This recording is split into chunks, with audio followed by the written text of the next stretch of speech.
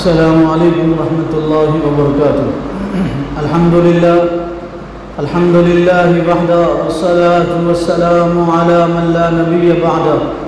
فاعوذ باللہ من الشیطان الرجیم، بسم اللہ الرحمن الرحیم۔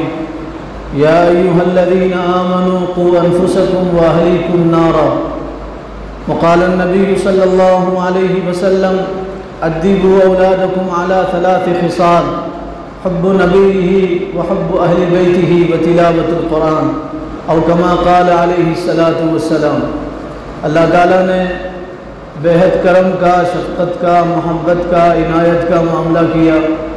جمعہ کی نورانی، عرفانی اور ایمانی گھڑیوں میں اپنے پاک بارگاہ میں حاضری کی توفیق عطا فرمائی۔ دعا کیجیے اللہ تعالیٰ ہم سب کے حاضر ہونے کو، جمع ہونے کو، جڑنے کو، مل بیٹھنے کو، سننے سنانے کو، اس کے بارگاہ میں سجدہ ریز ہونے کو اور اس کے سامنے ہاتھ اٹھانے کو اللہ قبول فرمائے۔ اور دعا کیجیے مسجد کے باہر قدم رکھنے سے پہلے اللہ ہم تمام کو اپنے نیک بندوں میں شامل کر لے۔ اللہ تعالیٰ نے قرآن میں ایمان والوں سے خطاب کیا ہے۔ اللہ تعالیٰ اپنے مومن بندوں اور بندیوں سے اللہ تعالیٰ کا خطاب ہے۔ اللہ فرما رہے ہیں قوا انفسکم واہلیکم نارا۔ دیکھو تم سب کو مرنا ہے اور مر کے اللہ کے پاس پہنچنا ہے اور اپنے کیے کا حساب دینا ہے۔ نیک لوگوں کو اللہ جنت میں داخل کریں گے اور برے لوگوں کے لیے اللہ تعالیٰ نے جہنم تیار کیا ہے۔ نیک لوگوں سے اللہ راضی ہوں گے اور جو بد ہوں گے، برے ہوں گے، جن کی زندگی برائیوں میں گزری ہوگی، اللہ ان سے ناراض ہوں گے اور اللہ تعالیٰ نے ان کے لیے بھڑکتے ہوئے شعلوں کا انتظام کیا ہے۔ ان کو اللہ جہنم میں ڈالیں گے۔ اللہ فرما رہے ہیں جہنم کی آگ سے تم بھی بچو اور اپنی اولاد کو جہنم کی آگ سے بچاؤ۔ اللہ تعالیٰ ایمان والوں سے فرما رہے ہیں تم بھی جہنم کی آگ سے بچو اور اپنی اولاد کو جہنم کی آگ سے بچاؤ۔ دنیا میں خود بھی اللہ سے ڈرو اور اپنے اولاد کو اللہ سے ڈرنے کی تعلیم دو اور ان کی تربیت کرو۔ اولاد اللہ کی بہت بڑی نعمت ہے۔ اولاد اللہ کی بہت بڑی نعمت ہے۔ ویسے تو اللہ کی اتنی نعمتیں ہیں، آدمی اس کا شکر ادا کرنا چاہے تو نہیں کر سکتا۔ اللہ نے قرآن میں فرمایا وَإِن تَعُدُّوا نِعْمَةَ اللَّهِ لَا تُحْصُوهَا۔ تم اللہ کی نعمتوں کو شمار کرنا چاہو اور اللہ کی نعمتوں کو گننا چاہو اور اعداد میں لانا چاہو تو اللہ کی نعمتوں کو شمار نہیں کر سکتے۔ اللہ کی نعمتوں میں ایک بیش بہا نعمت اور قیمتی نعمت اولاد کی نعمت ہے۔ اولاد کی نعمت ہے، اسی لیے انبیاء نے اولاد کی اللہ سے تمنا کی اور دعا کیا اور اولاد اللہ سے مانگا۔ ابراہیم علیہ السلام نے اولاد اللہ سے مانگا۔ حضرت زکریا علیہ السلام کا واقعہ ہے، بوڑھے ہو گئے تھے، بال سفید ہو گئے تھے، کمر جھک گئی تھی، اولاد کی نعمت سے محروم تھے۔ حضرت زکریا نے اللہ سے دعا کیا اور یوں کہا یا اللہ مجھے اولاد عطا فرما۔ اللہ تعالیٰ نے خوشخبری دیا اور یوں کہا انا نبشرک بغلام اسمہ یحییٰ، ایک لڑکا ہوگا تمہیں جس کی ہم خوشخبری سناتے ہیں اور اس کا نام یحییٰ ہوگا۔ تو حضرت زکریا نے کہا اے اللہ یہ اولاد کہاں سے ہوگی؟ میں بوڑھا ہو گیا، میری بیوی بانجھ ہوگی، تو اولاد کیسے ہوگی؟ اللہ تعالیٰ نے فرمایا زکریا ہم اولاد دیں گے، ہم چاہے تو جوانی میں اولاد دے دیں، ہم چاہے تو بڑھاپے میں اولاد دے دیں۔ تو اولاد اللہ کی بہت بڑی نعمت ہے۔ انبیاء نے اولاد اللہ سے مانگا اور بڑھاپے میں اللہ سے دعا کیا اور اللہ تعالیٰ نے اولاد ان کو بڑھاپے میں عطا کیا اور قیامت تک کے لوگوں کو بتایا اولاد اللہ جس کو چاہے اولاد دے دیں اور جس کو چاہے اللہ تعالیٰ اولاد کی نعمت سے محروم رکھے۔ جس کو اللہ نے اولاد دیا اب اس کی ذمہ داری ہے وہ اپنی اولاد کی تربیت کرے، اپنی اولاد کو خدا رسول کی پہچان کرائے، اولاد کو اللہ کا تعارف کرائے، اولاد کو بتائے کہ ہم رسول اللہ کے امتی ہیں، ہمیں رسول اللہ کے نقش قدم پہ چلنے میں ہماری دنیا آخرت کی کامیابی ہے۔ حضور کے سانچے میں ڈھلیں گے تو اللہ راضی ہوں گے اور اللہ ہم سے محبت کریں گے۔ اولاد کی تربیت ماں باپ کے ذمہ فرض ہے، فرض جیسے نماز فرض ہے، جیسے روزہ فرض ہوتا ہے رمضان میں، جیسے مال آنے پہ زکوٰۃ فرض ہے، حج فرض ہوتا ہے، ایسے اولاد کی تربیت فرض ہے۔ حضرت علی رضی اللہ تعالیٰ عنہ فرمایا کرتے تھے اپنی اولاد کو ادب سکھاؤ اور اپنی اولاد کو تعلیم دو، ورنہ کل قیامت کے دن اللہ تم سے تمہاری اولاد کے بارے میں پوچھے گے۔ اگر اپنی اولاد کو تعلیم نہیں دو گے اور ان کی صحیح تربیت نہیں کرو گے تو کل قیامت کے دن اللہ تم سے تمہاری اولاد کے بارے میں پوچھے گے۔ رسول اللہ صلی اللہ علیہ وسلم نے فرمایا بہترین تحفہ جو ماں باپ اپنی اولاد کو دیتے ہیں، گھڑی تحفہ نہیں ہے، موبائل گفٹ نہیں ہے، بچے کو کمپیوٹر دے دینا یہ سب سے بڑا تحفہ نہیں ہے۔ فرمایا سب سے بڑا تحفہ یہ ہے اپنی اولاد کو ادب سکھاؤ، اپنی اولاد کو اخلاق سکھاؤ، اولاد کا کریکٹر بناؤ، اور اپنی اولاد کو اللہ سے ڈراؤ، اسے دین سکھاؤ، اسے قرآن کی تعلیم دو، اسے حدیث کی تعلیم دو، یہ سب سے بڑا تحفہ ہے۔ مشکات شریف کی حدیث ہے، سرکار نے فرمایا اولاد کے لیے سب سے بڑا تحفہ گھر نہیں ہے، گاڑی نہیں ہے، سونا نہیں ہے، بیٹی کے لیے جہیز سب سے بڑا تحفہ نہیں ہے۔ فرمایا اپنی اولاد کے لیے سب سے بڑا تحفہ ماں باپ کی طرف سے یہ ہے ان کو اچھے اخلاق سکھاؤ، اچھی تربیت کرو، ان کی آخرت بناؤ، وہ دنیا میں رہ کے اللہ سے ڈرے، وہ نماز کے پابند ہوں، اور اپنی اولاد کو آخرت کی تیاری کرنے والا بناؤ۔ یہ سب سے بڑا تحفہ ہے ماں باپ کے لیے۔ اب اسکول شروع ہو گئے ہیں، زمانہ اسکول کے شروع ہونے کا ہے، بہت سارے ماں باپ فکر مند ہیں اپنے بچوں کو کون سے اسکول میں ایڈمیشن کرائیں اور کن اسکولوں میں اپنے بچوں کو داخلہ دلوائیں۔ بہت سارے ماں باپ برانڈ کی شکل میں چلے جا رہے ہیں، اسکول کے برانڈ بنے ہوئے ہیں، کمپنیوں کے برانڈ ہوتے ہیں، انسانوں کے برانڈ نہیں ہوتے۔ لوگ برانڈ کی چکر میں جا کے اپنے بچوں کا فیوچر تباہ کر رہے ہیں۔ نہیں، علم کا معاملہ انسان سے ہے، انسانیت سے۔ ایسے اسکولوں میں ایڈمیشن دلاؤ جہاں دینی تعلیم کا نظم ہے، جہاں حیا کی تعلیم دی جاتی ہے۔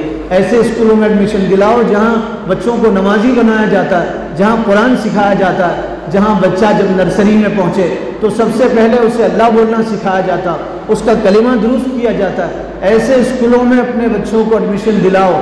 ماں باپ کی ذمہ داری ہے بچوں کی تربیت کرنا، اسکول والوں کی ذمہ داری نہیں ہے، کالج والوں کی ذمہ داری نہیں ہے، اور ہاسٹل والوں کی ذمہ داری نہیں ہے، ماں باپ کی ذمہ داری ہے۔ اپنی اولاد کی تعلیم و تربیت کا صحیح انتظام کرنا ماں باپ کی ذمہ داری ہے، اسکول والوں کی ذمہ داری نہیں ہے۔ علماء نے لکھا ہے اتنا علم اپنے بچوں کو دین کا دینا جس میں حلال حرام کی تمیز ہو، اتنا علم ان کو دینا جس میں وہ اللہ رسول کو پہچانے اور اس پہ عمل کریں، یہ ماں باپ کی ذمہ داری ہے۔ اب بتاؤ ماں باپ کو ہی حلال حرام کا علم نہیں، ماں باپ ہی حلال حرام نہیں جانتے، اور بچوں کو حلال حرام کی کیا تعلیم دیں گے؟ اتنی تعلیم دینا جس میں اسلام کے ارکان بچوں کو معلوم ہو، فرائض بچوں کو معلوم ہو، حلال حرام کی تمیز معلوم ہو، ماں باپ پہ فرض ہے۔ پتہ ہی نہیں ہے ماں باپ کو، علم نہیں ہے ماں باپ کو، معلوم ہی نہیں ہے ماں باپ کو کہ ماں باپ یہ سمجھتے ہیں اچھے کپڑے پہنا دینا، اچھا کھانا کھلا دینا، اچھے گھر کا انتظام کر دینا، اچھی جگہ ٹیوشن لگا دینا، یہ ذمہ داری ہے۔ نہیں، ماں باپ کی ذمہ داری یہ ہے، پہلی ذمہ داری یہ ہے، بلکہ کھانا کھلانے سے بڑی ذمہ داری، کپڑے پہنانے سے بڑی ذمہ داری، بیمار ہو جائے تو اس کا علاج کرانے سے بڑی ذمہ داری، عید کے دن نئے کپڑے پہنانے سے بڑی ذمہ داری یہ ہے اپنے بچوں کو حلال حرام کی تمیز سکھائیں، یہ ماں باپ کی ذمہ داری۔ مسجد کے امام کی ذمہ داری نہیں ہے، مؤذن کی ذمہ داری نہیں ہے، محلے کے امام کی ذمہ داری نہیں ہے، معلم کی ذمہ داری نہیں ہے، یہ ماں باپ کی ذمہ داری ہے۔ پیدا کرنے والے ماں باپ کی ذمہ داری ہے، جن کے ذریعے سے بچہ دنیا میں آیا ان کی ذمہ داری، ماں کی ذمہ داری اہم ہے۔ اس میں ماں پہلا مدرسہ ہوتا ہے، ماں کی گود بچے کے لیے پہلا مدرسہ ہوتا ہے۔ ذمہ داری ہے اپنے بچوں کو اخلاق سکھائیں، تعلیم سکھائیں۔ اسکولوں کے چکر میں، مشہور اسکولوں کی چکر میں ماں باپ اپنے بچوں کا فیوچر تباہ کرتے ہیں، برانڈ کی چکر میں، نام کی چکر میں، مشہور ہے مدرسہ، اسکول مشہور ہے، اس کی چکر میں اپنے بچوں کا فیوچر تباہ کر ان کی آخرت برباد کر رہے ہیں۔ بچوں کو ایسے اسکولوں میں ایڈمیشن دلائیں جہاں دونوں تعلیم کا نظم ہو، دینی تعلیم کا بھی نظم ہو، عصری تعلیم کا بھی نظم ہو، جہاں بچوں کو اخلاق سکھائے جاتے ہیں۔ اگر آپ کا بچہ صرف انگلش پڑھ کے آتا ہے، آپ کا بچہ انگریزی پڑھ کے آتا ہے، آپ کا بچہ انگریزی کے 2 بول لیتا ہے، اور آپ کا بچہ میتھس میں اچھے نمبر لاتا ہے، فزکس اچھی پڑھ لیتا ہے، لیکن آپ کا بچہ نماز نہیں پڑھتا، تو آپ کا بچہ دنیا کا سب سے بڑا جاہل ہے۔ اس سے بڑا جاہل دنیا میں کوئی نہیں ہے، اس سے بڑا جاہل دنیا میں کوئی نہیں۔ حدیث میں حضور نے فرمایا، بخاری شریف کی حدیث ہے، فرمایا کل مولود یولد علی فطرت الاسلام، ہر بچہ فطرت اسلام پہ پیدا ہوتا ہے، ہر بچہ اسلام کی فطرت پہ پیدا ہوتا ہے۔ دنیا میں جو بھی بچہ پیدا ہوتا ہے، مجوسی کے گھر میں پیدا ہو جائے، پارسی کے گھر میں جنم لے لے، بت پرست کے گھر میں پیدا ہو جائے، آپ کی پرستش کرنے والے کے گھر میں پیدا ہو جائے، عیسائی کے گھر میں پیدا ہو جائے، یہودی کے گھر میں پیدا ہو جائے، کسی کے گھر میں بچہ پیدا ہو جائے تو وہ بچہ پہلے مسلمان ہوتا ہے۔ ہندو کے گھر میں بچہ پیدا ہونے والا وہ مسلمان پیدا ہوتا ہے۔ ہم نہیں کہہ رہے، اللہ نے کہا اپنے حبیب کے زبان سے، فرمایا کل مولود یولد علی فطرت الاسلام، ہر بچہ مسلمان پیدا ہوتا ہے۔ تم بعد میں اسے دھرم پریورتن کرو یا دھرم پریورتن کے نعرے لگاؤ، لیکن ہر بچہ پیدا ہونے والا یہ اسلام کی فطرت پہ پیدا ہوتا ہے۔ دنیا میں جو بھی بچہ جس گھر میں پیدا ہوتا ہے، جس دواخانے میں پیدا ہوتا ہے، جس نرسنگ ہوم میں پیدا ہوتا ہے، وہ اسلام پہ پیدا ہوتا ہے، وہ اللہ کو ایک ماننے والا ہوتا ہے، وہ رسول کی رسالت پہ اقرار کرنے والا ہوتا ہے۔ ہر بچہ مسلمان پیدا ہوتا ہے، بعد میں جیسے گھر کا ماحول ہوتا ہے ویسے بن جاتا ہے۔ اس کے ماں باپ اسے یہودی بناتے ہیں، اس کے ماں باپ اسے عیسائی بناتے ہیں، اس کے ماں باپ اسے پارسی بناتے ہیں، اس کے ماں باپ اسے مجوسی بناتے ہیں، اس کے ماں باپ اسے ہندو بناتے ہیں، ماں باپ بناتے ہیں، ماحول سے بنتا ہے۔ لیکن ہر بچہ فطرت اسلام پہ پیدا ہوتا ہے۔ جب بچہ فطرت اسلام پہ پیدا ہوتا ہے تو ماں باپ کی ذمہ داری ہے، مسلمان ماں باپ کی ذمہ داری بچے کو فطرت اسلام پہ باقی رکھیں، اسے اسلام سکھائیں۔ اس کی گھٹی میں اسلام ہے، اللہ تعالیٰ نے اس کی گھٹی میں اسلام رکھا ہے، تو بچہ جیسے جیسے بڑا ہو جائے اسے اسلام سکھاؤ، تربیت کرو۔ حدیث میں سرکار نے فرمایا 7 سال کا ہو جائے تو بچے کو نماز کی تعلیم دو، ترغیب دو، بچے سے کہو نماز پڑھو، ترغیب دو نماز کی، اسے نماز کو ساتھ لے کے آؤ، نماز میں ساتھ لے کے آؤ۔ 7 سال کا جب بچہ ہو جائے نماز کی ترغیب دو، 3 سال تک ترغیب دو، 3 سال تک۔ جب بچہ 10 سال کا ہو جائے تو نماز نہ پڑھے اسے مارو۔ حدیث میں ہے سرکار نے فرمایا جب 10 سال کا ہو جائے تو مارو، 3 سال تک اسے ترغیب دینا ہے، 3 سال تک اسے مسجد میں لانا ہے، 3 سال تک اسے نماز کا عادی بنانا ہے۔ اگر اس کے باوجود وہ نماز کا عادی نہ بنے تو 3 سال کے بعد جب وہ 10 سال کا ہو جائے تو اس کا بدن مار کھانے کے قابل ہو جاتا ہے اور مار برداشت کر لیتا ہے، تو سرکار نے فرمایا اسے مارو۔ 10 سال کا ہو گیا، نماز چھوڑے اسے مارو، اسے تنبیہ کرو، اسے ڈانٹو، نماز نہیں پڑھنے پہ اس کی سرزنش کرو، نماز نہیں پڑھنے پہ اس کے بدن پہ کوڑے مارو، نماز نہیں پڑھے اس کے بدن پہ مارو، اسے مارو تاکہ ڈر سے وہ نماز پڑھے۔ فرمایا جب بچہ 10 سال کا ہو جائے تو اس کا بستر الگ کرو، اسے بچوں کے ساتھ مت سلاؤ، اسے بہن کے ساتھ مت سلاؤ، اسے ماں باپ کے ساتھ مت سلاؤ۔ اب وہ بڑا ہو گیا ہے، اب وہ بچوں کے ساتھ سوئے گا، غلط عادتیں اس کی زندگی میں آئیں گی، ماں باپ کے ساتھ سوئے گا، غلط چیزیں دیکھے گا، اب وہ شعور میں آ گیا ہے، اب اس کے بدن میں حس آ گئی ہے، تو 10 سال کا ہو جائے تو اس کا بستر الگ کرو، اسے الگ سلاؤ، اس کی نگرانی کرو، ہر چیز کی نگرانی کرو۔ وہ گھر آئے تو دیکھو وہ کیا لے کے آیا ہے، وہ گھر سے جا رہا ہے تو دیکھو وہ کیا لے کے جا رہا ہے، وہ کس کے ساتھ اٹھتا ہے، وہ کس کے ساتھ بیٹھتا ہے، وہ کس کے ساتھ رہتا ہے، وہ کس کے ساتھ بات کرتا ہے۔ ماں باپ کی ذمہ داری ہے، اس کی کاپی چیک کرو، اس کی نوٹ بک چیک کرو، اس کا بستہ چیک کرو، اس کے اساتذہ سے بات کرو، اس کے اسکول کے انتظامیہ سے بات کرو، اس کے ٹیچر سے بات کرو، اس کے پرنسپل سے بات کرو کہ میرے بچے میں کچھ تبدیلی آئی نہیں آئی۔ ماں باپ کی ذمہ داری ہے۔ بچپن میں بچے کی تربیت ہوگی تو بڑے ہونے تک وہ تربیت یافتہ رہے گا، موت تک اس کی عادت صحیح ہوگی۔ اور اگر بچپن میں بچے کی تربیت نہیں ہوگی تو بڑے ہونے کے بعد اس کی تربیت کا کوئی امکان نہیں، اور بڑے ہونے کے بعد وہ سدھر نہیں سکتا۔ بچپن کی مثال نرم مٹی کی طرح ہے، جس طرح چاہے اسے بنا دو، اس کا پتلا بنا دو، اس کی گاڑی بنا دو، اس کی دیوار بنا دو، اس کا مجسمہ بنا دو، اس کا درخت بنا دو، جو چاہے بنا سکتے ہیں۔ لیکن اگر مٹی سخت ہو جائے تو آپ اس سے کچھ نہیں بنا سکتے۔ بچپن کی مثال مٹی کی ہے، نرم مٹی کی، آپ جیسے چاہے اسے موڑ سکتے ہیں اور جیسے چاہے اسے بنا سکتے ہیں۔ تو فرمایا بچپن میں بچے کی تربیت کرے۔ اگر آپ تربیت نہیں کر سکتے، آپ کے پاس وقت نہیں ہے، آپ بچے کو دین نہیں سکھا سکتے، تو فکر کریں ایسے اسکول میں ایڈمیشن دلائیں جہاں بچے کی دینی تربیت ہوتی ہے، جہاں اسے اخلاق سکھائے جاتے ہیں، جہاں اللہ رسول کا تعارف کرایا جاتا ہے۔ یہ ماں باپ کی ذمہ داری ہے۔ تربیت 2 قسم کی ہے، تربیت 2 قسم کی ہے، ایک جسمانی تربیت اور ایک روحانی تربیت، باطنی تربیت، ایک ظاہری تربیت اور ایک باطنی تربیت۔ ایک وہ تربیت ہے جو ظاہر میں نظر آتی ہے، دیکھی جا سکتی ہے، اور ایک تربیت جو اندر ہوتی ہے، دیکھی نہیں جا سکتی۔ 2 قسم کی تربیت ہے، ظاہری تربیت اور باطنی تربیت۔ دونوں تربیت ماں باپ کی ذمہ داری ہے، ظاہری تربیت بھی اور باطنی تربیت بھی۔ دنیا کا کوئی معلم آپ کے بچے کو نہیں سدھار سکتا اگر ماں باپ بچے کو نہیں سدھاریں گے، ماں باپ میں تڑپ نہیں ہوگی، فکر نہیں ہوگی، دنیا کا کوئی استاد آپ کے بچے کو صحیح راستے پہ نہیں ڈال سکتا، ماں باپ ڈال سکتے ہیں۔ ماں باپ کی ذمہ داری ہے، بچے کے ہاتھ میں موبائل دے کے مطمئن ہے کہ ہمارا بچہ ہمارا نام روشن کرے گا۔ آپ کا بچہ نام روشن نہیں کرے گا، آپ کا بچہ آپ کا دشمن بنے گا، آپ کا بچہ آپ کے خلاف ہوگا، آپ کا بچہ آپ کو دشمن سمجھے گا، آپ کا بچہ آپ سے لڑے گا، ماں باپ کے خلاف آواز اٹھائے گا، کورٹ میں کیس کرے گا، ماں باپ کو کورٹ میں گھسیٹے گا۔ اور ایسے واقعات دیکھنے سننے کو مل رہے ہیں، بچے ماں باپ کو چپل اٹھاتے ہیں اور جوتا اٹھا کے ماں باپ کو مار رہے ہیں۔ اور جوتا اٹھانے کی بات تو دور کی ہوگی، 3 دن پہلے ایک ایسا واقعہ ہوا، 3 دن پہلے یو پی میں واقعہ ہوا، 16 سال کے بچے نے اپنے باپ کا مرڈر کیا۔ 16 سال کا بچہ، کیا عمر ہوتی ہے؟ نابالغ بچہ ہوتا ہے حکومت کی نظر میں۔ 16 سال کیا عمر ہوتی ہے؟ 16 سال کے بچے نے اپنے باپ کو ٹھکانے لگا دیا اور باپ کا قتل کیا۔ روزانہ ایسے واقعات دیکھنے اور سننے اور پڑھنے کو مل رہے ہیں جن سے پورے بدن میں راشا طاری ہوتا ہے۔ مسلمان کی ذمہ داری ہے۔ ایک 11 سال کے بچے نے اپنی ماں کا گلا کاٹ دیا تھا، ماں سو گئی تھی، 11 سال کا بچہ، 11 سال کیا عمر ہوتا ہے؟ 5th 6th کا بچہ، 11 سال کے بچے نے اپنی ماں کا گلا کاٹ دیا، 11 سال کا بچہ۔ ہندوستان میں ایک رپورٹ پیش کی گئی، ہندوستان کی رپورٹ، حکومتی رپورٹ ہے، 50% بچے 15 سال کی عمر تک نشے کے عادی بن رہے ہیں۔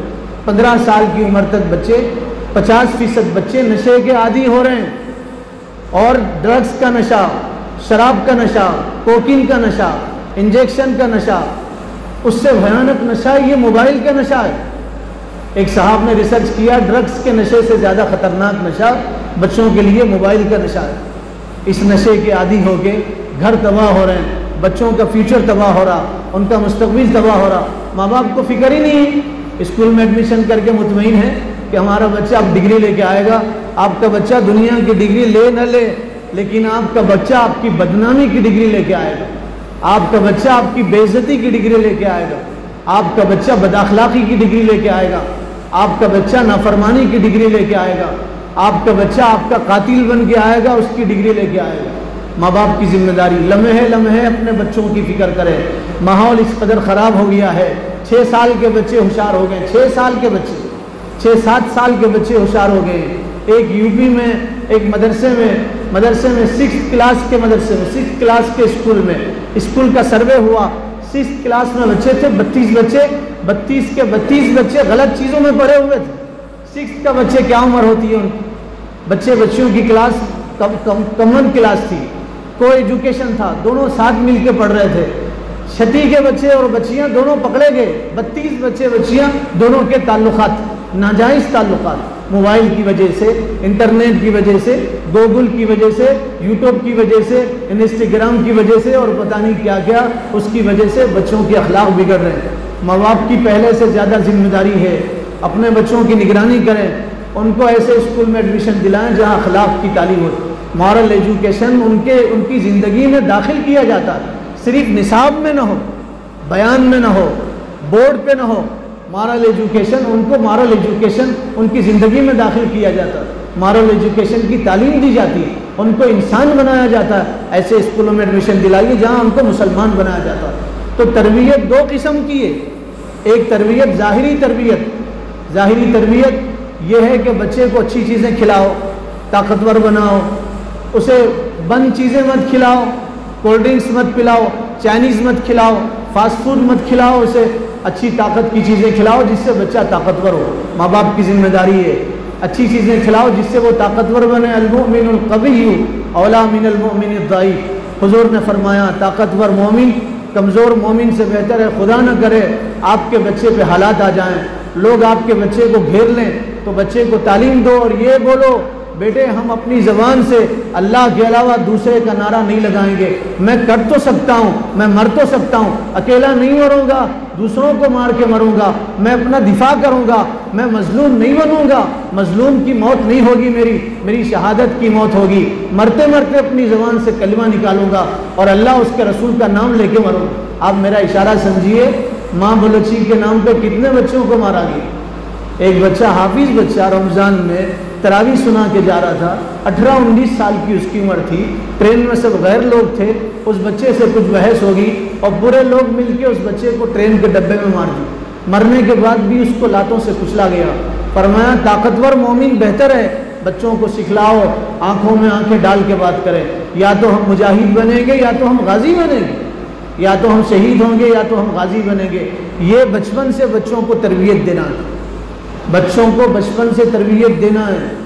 محمد فاتح جس نے ترکی کو فتح کیا, محمد فاتح جس نے ترکی کو فتح کیا, ترکی کے استنبول کو فتح کیا.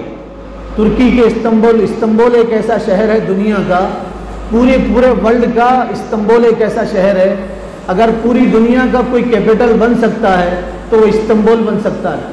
استنبول اصل میں اسلامبول تھا وہ, تو اس کا نام بدل کے لوگ استنبول کر دیے. پہلے زمانے میں اس کو قسطنطنیہ کہا جاتا تھا. حضور نے فرمایا میری امت کے کچھ لوگ قسطنطنیہ فتح کریں گے. حضور نے ان کو جنت کی خوشخبری سنائی.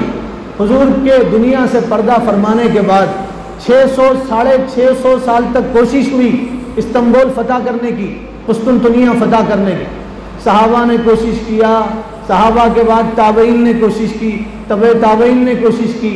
کتنے صحابہ شہید ہوئے, رسول اللہ کے میزبان حضرت ابو ایوب انصاری شہید ہوئے, ان کے بھائی شہید ہوئے, ام حرام بنت ملحان شہید ہوئی اسی کوشش میں کہ قسطنطنیہ فتح ہو. حضور نے قسطنطنیہ فتح کرنے والوں کے لیے جنت کی خوشخبری سنائی.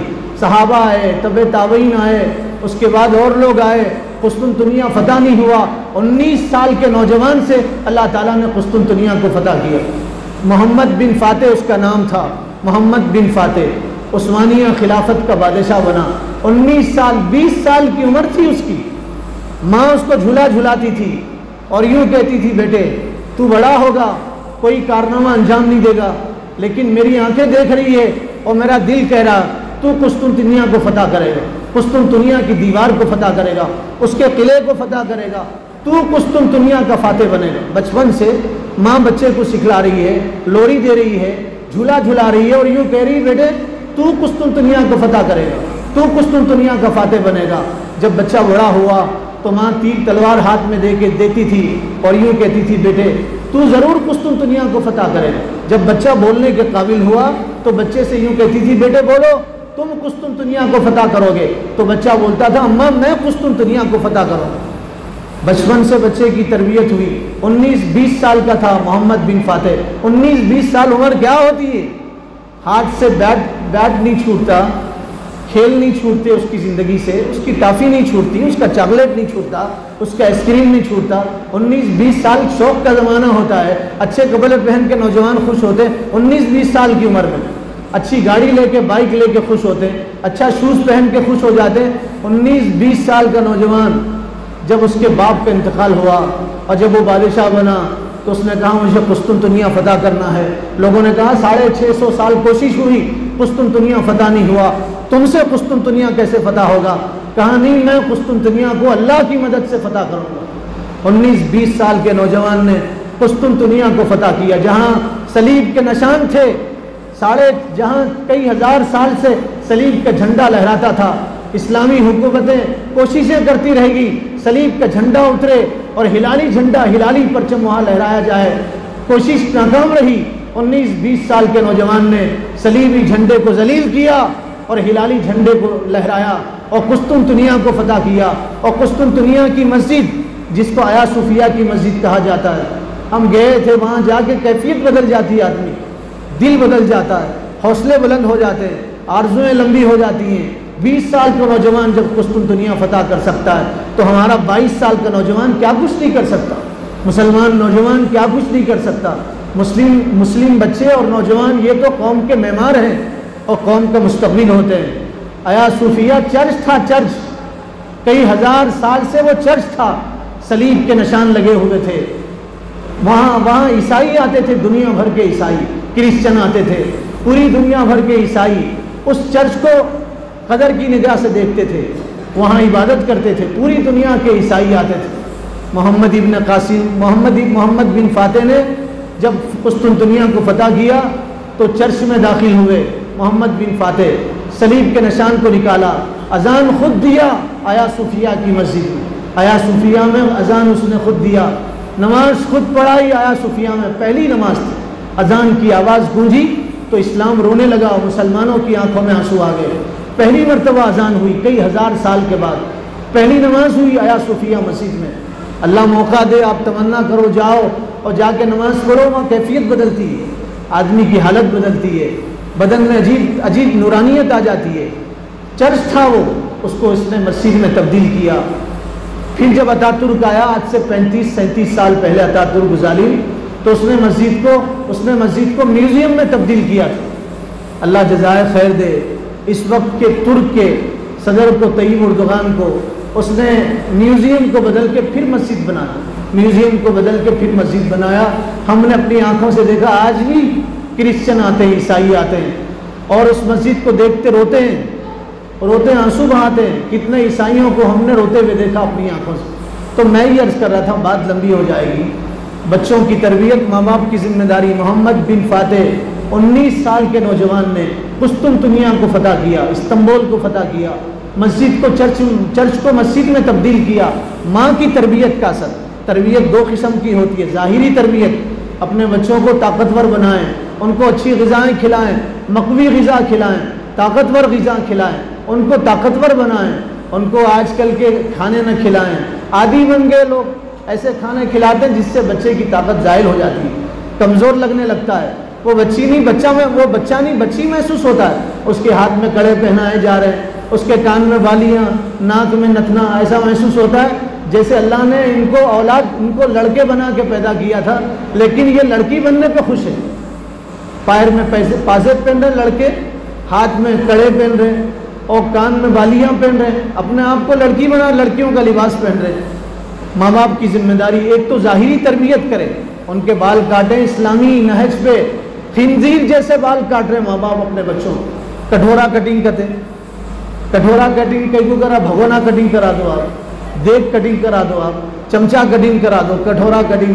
اسلام میں کٹھورا کٹنگ ہے نہیں ہے، بال پورے برابر کاٹنا ہے۔ فرمایا اگر آپ اپنے بچوں کے بال آدھے بال آپ بچوں کے کاٹو گے، آدھے نہیں کاٹو گے، یا سامنے کے بڑے کاٹو گے اور پیچھے کے بڑے اور سامنے کے چھوٹے کاٹو گے، تو یہ بال کاٹنا حرام۔ ہر بال پہ گناہ ملے گا، سر پہ کتنے بال ہیں اتنے گناہ ماں باپ کے نام اعمال میں جمع ہو جائیں گے۔ اور اگر بچہ بڑا ہو کے ایسے بال کاٹ رہا ہے تو حرام کام کر رہا۔ لوگ یہ سمجھتے ہیں کسی کی عزت لوٹنا حرام ہے، یہ بھی حرام ہے۔ ایسے بال کاٹنا جیسے آج کاٹ رہے ہیں، چھوٹے بڑے بال کاٹ رہے ہیں، یہ حرام ہے۔ خنزیر جیسے آپ دیکھو، خنزیر جیسے لگتے ہیں، پگ جیسے لگتے ہیں، ان کی صورت پوری کی پوری سب سے بدتر جانور خنزیر ہے۔ قرآن میں اللہ نے ذکر کیا سب سے بدتر جانور خنزیر ہے، اس کی جیسے شکلیں بنا کے خوش ہو رہے۔ اللہ نے انسان بنایا، اشرف المخلوقات بنایا۔ اللہ نے فرمایا تم تو فرشتوں سے افضل بن سکتے ہو، تمہارے اخلاق اچھے ہو، تمہارے اعمال اچھے ہو، جانور بنے پھر رہے ہیں۔ شیر کٹنگ کرتے، نئی کٹنگ نکلی شیر کٹنگ۔ ارے اللہ انسان بنا۔ ایک صاحب ہمارے پاس آ کے بولے ہم منہ نہیں دھوتے۔ کیوں نہیں دھوتے بھائی؟ شیر کبھی منہ نہیں دھوتا۔ تو ہم بولے شیر نہ منہ دھوتا، شیر نہ وہ دھوتا، منہ بھی نہیں دھوتا وہ بھی نہیں دھوتا، آپ وہ کیوں دھوتے؟ وہ بھی مت دھوجیے، بغیر دھوئے ہوئے آئیے مجلس میں، کھائیے بیٹھیے۔ انسان ہیں آپ، انسان بننے کی کوشش کیجیے، کیوں جانوروں جیسی زندگی گزارتے ہیں؟ تو ماں باپ کی ذمہ داری، وضع خطا صحیح رکھے بچوں، ناخن کاٹے بچوں کا لباس اسلامی لباس ہو۔ یہ ظاہری تربیت ہے، ماں باپ کی ذمہ داری ہے اپنے بچوں کی ظاہری تربیت کریں۔ ایک باطنی تربیت ہے، باطنی تربیت یہ ہے، اندرونی تربیت یہ ہے، بچوں کو چغلی سے بچائیں، غیبت سے بچائیں، گناہ سے بچائیں، خدا رسول کی نافرمانی سے اپنی اولاد کو بچائیں۔ بچوں کی تربیت، باطنی تربیت، بچے کو اچھے اخلاق سکھائیں، بڑوں کا اکرام کرنا سکھائیں، ان کی تعظیم کرنا سکھائیں، لڑائی جھگڑے سے بچوں کو دور رکھیں۔ یہ باطنی تربیت ہے، یہ ماں باپ کی ذمہ داری ہے، اس پہ کسی کی توجہ نہیں ہے۔ یہ سوچتے نہیں کہ ہمارے ذمہ بچوں کی باطنی تربیت ہے۔ اندرونی ایمانی تربیت ماں باپ کی ذمہ داری ہے، بچوں کی ایمانی تربیت کرنا ماں باپ کی ذمہ داری ہے۔ اندرونی تربیت کرنا، بچوں کو اچھے اخلاق سکھانا ماں باپ کی ذمہ داری۔ فرمایا رسول اللہ صلی اللہ علیہ وسلم نے کہ اگر تم بچوں کو ادب نہیں سکھاؤ گے تو تمہارے بچے کل قیامت کے دن تمہارا دامن پکڑیں گے اللہ کے بارگاہ میں۔ قرآن میں فرمایا قوا انفسکم واہلیکم نارا، اپنے آپ کو اپنی اولاد کو جہنم کی آگ سے بچاؤ۔ حضرت علی فرماتے ہیں جہنم کی آگ سے بچانا ہے تو ان کو ادب سکھاؤ، ان کو تعلیم سکھاؤ تو وہ جہنم کی آگ سے بچیں گے۔ اگر آپ نے ان کو ادب نہیں سکھایا، تعلیم نہیں سکھائی، تو جہنم کی آگ سے نہیں بچ سکتے۔ بچپن کا زمانہ، تربیت کا زمانہ۔ ایک مرتبہ ایک صحابی، بچے صحابی حضور کے سامنے بیٹھے تھے اور بیٹھ کے کھانا کھانے لگے، تو رسول اللہ نے ان کا ہاتھ پکڑا، پکڑ کے فرمایا یا غلام، حدیث کے الفاظ ہیں، یا غلام، اے بیٹے، اے بچے، اے لڑکے، یا غلام سم اللہ، اللہ کا نام لے کے کھانا کھاؤ، بغیر اللہ کا نام لیے ہوئے کھانا مت کھاؤ۔ چھوٹے بچے کی آپ تربیت کر رہے ہیں اور یوں کہہ رہے اللہ کا نام لے کے کھانا کھاؤ، بسم اللہ پڑھ کے کھانا کھاؤ، بچپن سے تربیت۔ پھر فرمایا کل بیمینک، داہنے ہاتھ سے کھانا کھاؤ، بائیں ہاتھ سے کھانا مت کھاؤ۔ پھر فرمایا کل مما یلیک، دیکھو اپنے سامنے سے کھاؤ، ادھر ادھر سے مت کھاؤ۔ کھانے پہ رسول اللہ بچوں کی تربیت کر رہے ہیں، کھاتے ہوئے بچوں کی تربیت کر رہے ہیں۔ حضور مسجد میں تھے، آپ کے نواسے آپ کے ساتھ میں تھے، مسجد سے باہر نکلے، نواسے چھوٹے تھے، حضرت حسین چھوٹے تھے، حضرت حسن چھوٹے تھے، 5 سال کے 4 سال کے تھے۔ 5 سال 4 سال کی کیا عمر ہوتی ہے؟ یہ دونوں دوڑے، کھجوریں تھی، کھجور لے کے منہ میں ڈال دیے، رسول اللہ صلی اللہ علیہ وسلم ان کے پاس گئے، کھجوریں منہ میں سے نکالا اور آپ نے فرمایا کخ کخ، تھوکو، پورے کھجور کا اثر منہ میں سے باہر نکالو۔ پھر حضور نے دونوں بچوں سے کہا بیٹے دیکھو یہ صدقے کی کھجوریں ہیں، اور صدقہ سیدوں کے لیے جائز نہیں ہے، نبی کی اولاد کے لیے جائز نہیں ہے، نبی کے لیے جائز نہیں ہے۔ آپ نے پوری کھجور باہر نکالا، تھوکنے لگایا، کھجور کا اثر باہر نکالا، بچپن سے بتایا اگر بچے کھجور کھاتے تو کیا کیا کیا ہوتا تھا۔ بچہ ہے، بچے کے لیے حلال حرام کیا ہے، لیکن رسول اللہ بچپن سے تربیت کر کے بتا رہے ہیں قیامت تک کے پیرنٹس کو اور ماں باپ کو، آپ بتا رہے ہیں بچپن سے بچوں کو حلال حرام کی عادت دلاؤ، ان کو حلال سکھاؤ، حلال کھلاؤ۔ حلال کھلائیں گے بچے فرما بردار ہوں گے، حرام کھلائیں گے بچے تمہارے نافرمان ہوں گے۔ بچپن سے رسول اللہ صلی اللہ علیہ وسلم تربیت فرما رہے ہیں۔ ایک صحابی کو عادت تھی، بچے تھے، چھوٹے تھے، بچوں کو مسجد میں لانا چاہیے، 7 سال کے بچوں کو مسجد میں لانا چاہیے، بلکہ اس سے پہلے سے بچوں کو مسجد میں لانا چاہیے۔ ہم بچوں کی صف پیچھے ہو، ان کو ساتھ مت کھڑا کیجیے، اگر بچہ آ جائے صف میں تو نماز میں پیچھے کرنے کی، پیچھے اسے مت کیجیے، اسے اپنے پاس میں کھڑا کیجیے۔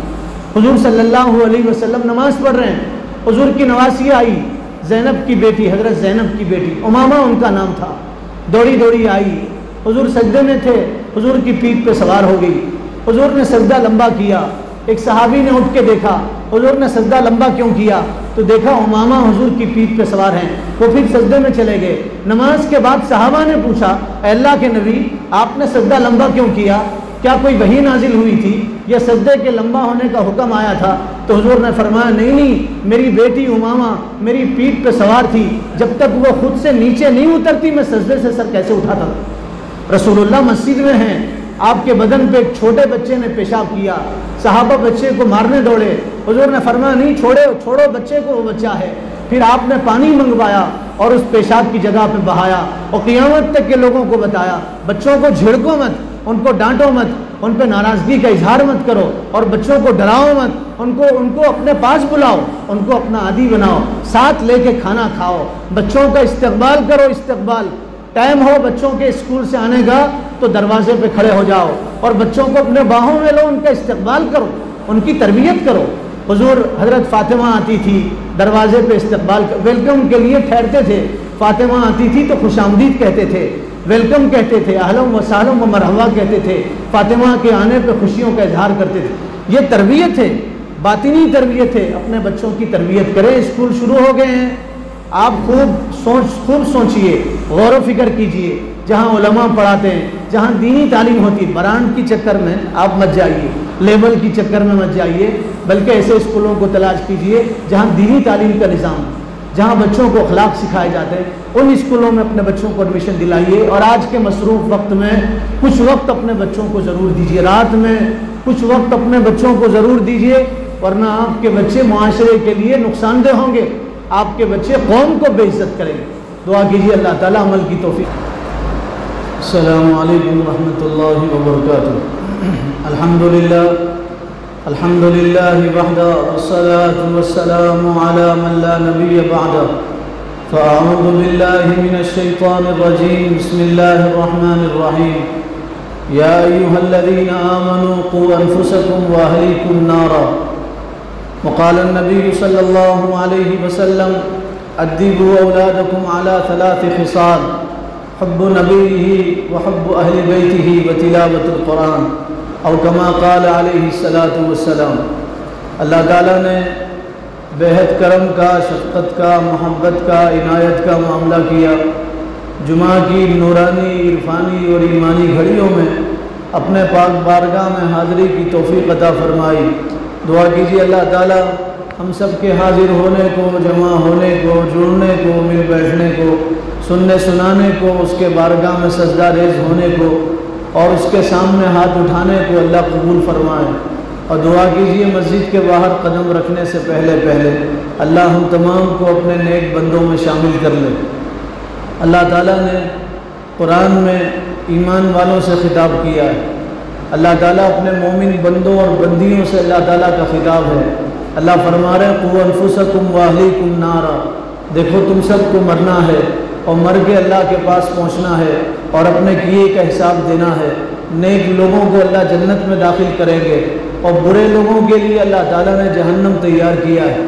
نیک لوگوں سے اللہ راضی ہوں گے اور جو بد ہوں گے، برے ہوں گے، جن کی زندگی برائیوں میں گزری ہوگی، اللہ ان سے ناراض ہوں گے اور اللہ تعالیٰ نے ان کے لیے بھڑکتے ہوئے شعلوں کا انتظام کیا ہے۔ ان کو اللہ جہنم میں ڈالیں گے۔ اللہ فرما رہے ہیں جہنم کی آگ سے تم بھی بچو اور اپنی اولاد کو جہنم کی آگ سے بچاؤ۔ اللہ تعالیٰ ایمان والوں سے فرما رہے ہیں تم بھی جہنم کی آگ سے بچو اور اپنی اولاد کو جہنم کی آگ سے بچاؤ۔ دنیا میں خود بھی اللہ سے ڈرو اور اپنے اولاد کو اللہ سے ڈرنے کی تعلیم دو اور ان کی تربیت کرو۔ اولاد اللہ کی بہت بڑی نعمت ہے، اولاد اللہ کی بہت بڑی نعمت ہے۔ ویسے تو اللہ کی اتنی نعمتیں ہیں، آدمی اس کا شکر ادا کرنا چاہے تو نہیں کر سکتا۔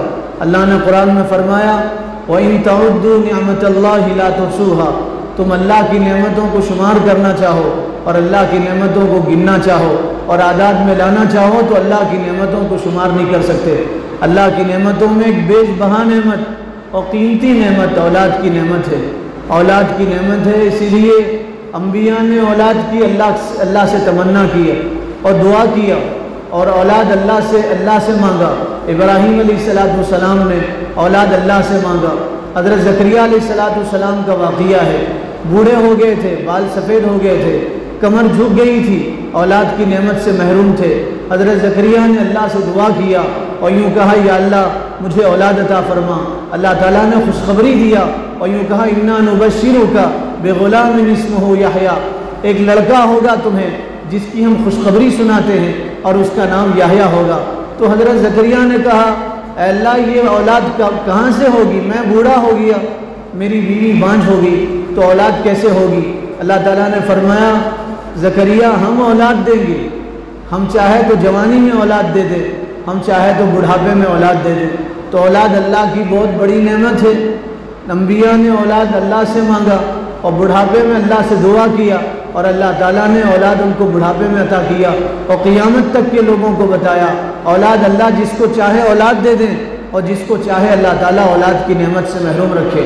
جس کو اللہ نے اولاد دیا اب اس کی ذمہ داری ہے وہ اپنی اولاد کی تربیت کرے، اپنی اولاد کو خدا رسول کی پہچان کرائے، اولاد کو اللہ کا تعارف کرائے، اولاد کو بتائے کہ ہم رسول اللہ کے امتی ہیں، ہمیں رسول اللہ کے نقش قدم پہ چلنے میں ہماری دنیا آخرت کی کامیابی ہے۔ حضور کے سانچے میں ڈھلیں گے تو اللہ راضی ہوں گے اور اللہ ہم سے محبت کریں گے۔ اولاد کی تربیت ماں باپ کے ذمہ فرض ہے، فرض جیسے نماز فرض ہے، جیسے روزہ فرض ہوتا ہے رمضان میں، جیسے مال آنے پہ زکوٰۃ فرض ہے، حج فرض ہوتا ہے، ایسے اولاد کی تربیت فرض ہے۔ حضرت علی رضی اللہ تعالیٰ عنہ فرمایا کرتے تھے اپنی اولاد کو ادب سکھاؤ اور اپنی اولاد کو تعلیم دو، ورنہ کل قیامت کے دن اللہ تم سے تمہاری اولاد کے بارے میں پوچھے گے۔ اگر اپنی اولاد کو تعلیم نہیں دو گے اور ان کی صحیح تربیت نہیں کرو گے تو کل قیامت کے دن اللہ تم سے تمہاری اولاد کے بارے میں پوچھے گے۔ رسول اللہ صلی اللہ علیہ وسلم نے فرمایا بہترین تحفہ جو ماں باپ اپنی اولاد کو دیتے ہیں، گھڑی تحفہ نہیں ہے، موبائل گفٹ نہیں ہے، بچے کو کمپیوٹر دے دینا یہ سب سے بڑا تحفہ نہیں ہے۔ فرمایا سب سے بڑا تحفہ یہ ہے اپنی اولاد کو ادب سکھاؤ، اپنی اولاد کو اخلاق سکھاؤ، اولاد کا کریکٹر بناؤ اور اپنی اولاد کو اللہ سے ڈراؤ اسے دین سکھاؤ، اسے قرآن کی تعلیم دو، اسے حدیث کی تعلیم دو۔ یہ سب سے بڑا تحفہ ہے۔ مشکات شریف کی حدیث ہے، سرکار نے فرمایا اولاد کے لیے سب سے بڑا تحفہ گھر نہیں ہے، گاڑی نہیں ہے، سونا نہیں ہے، بیٹی کے لیے جہیز سب سے بڑا تحفہ نہیں ہے۔ فرمایا اپنی اولاد کے لیے سب سے بڑا تحفہ ماں باپ کی طرف سے یہ ہے، ان کو اچھے اخلاق سکھاؤ، اچھی تربیت کرو، ان کی آخرت بناؤ، وہ دنیا میں رہ کے اللہ سے ڈرے، وہ نماز کے پابند ہوں، اور اپنی اولاد کو آخرت کی تیاری کرنے والا بناؤ۔ یہ سب سے بڑا تحفہ ہے ماں باپ کے لیے۔ اب اسکول شروع ہو گئے ہیں، زمانہ اسکول کے شروع ہونے کا ہے۔ بہت سارے ماں باپ فکر مند ہیں اپنے بچوں کو کون سے اسکول میں ایڈمیشن کرائیں اور کن اسکولوں میں اپنے بچوں کو داخلہ دلوائیں۔ بہت سارے ماں باپ برانڈ کی چکر میں چلے جا رہے ہیں۔ اسکول کے برانڈ بنے ہوئے ہیں، کمپنیوں کے برانڈ ہوتے ہیں، انسانوں کے برانڈ نہیں ہوتے۔ لوگ برانڈ کی چکر میں جا کے اپنے بچوں کا فیوچر تباہ کر رہے ہیں۔ نہیں، علم کا معاملہ انسان سے ہے، انسانیت سے۔ ایسے اسکولوں میں ایڈمیشن دلاؤ جہاں دینی تعلیم کا نظم ہے، جہاں حیا کی تعلیم دی جاتی ہے۔